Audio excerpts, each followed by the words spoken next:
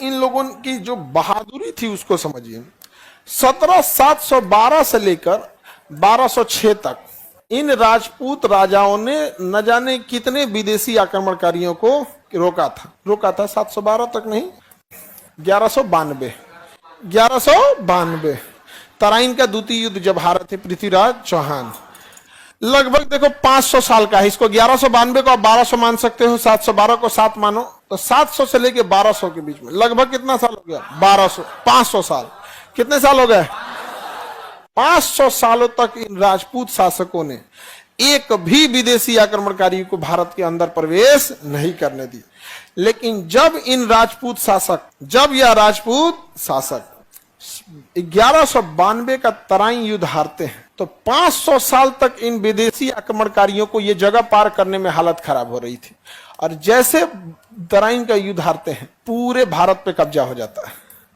यानी यह दिख जरूर रहा था छोटा, लेकिन 500 सालों तक रोक के रखा था। 500 सालों तक इनका किला गिरते पूरे भारत पर कब्जा हो गया विदेशी आक्रमणकारियों, पूरे भारत। तो बड़ा बलिदान दिया इन लोगों ने। एक बड़ा कारण है राजपूतों की जनसंख्या कम होने का कि तो आधा से ज्यादा तो शहीद हो गए। एक बड़ा कारण है इनकी संख्या ज्यादा न होने का कि न जाने कितनी राजपूत छतरानियों ने जौहर कर दिया।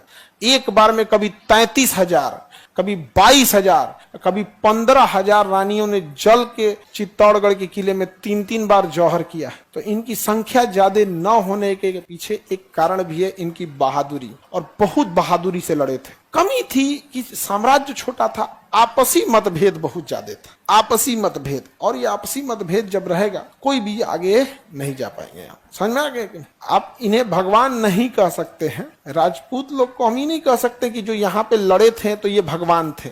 लेकिन ये इतने बहादुर थे कि इनके वजह से बहुत सारे भगवान बचे हुए हैं। नहीं तो जिस रफ्तार से विदेशी आक्रमणकारी आए थे ना, कुछ भी नहीं छोड़े रहते, बहुत बहादुरी से लड़े थे। समझ में आ रहा है? दूसरा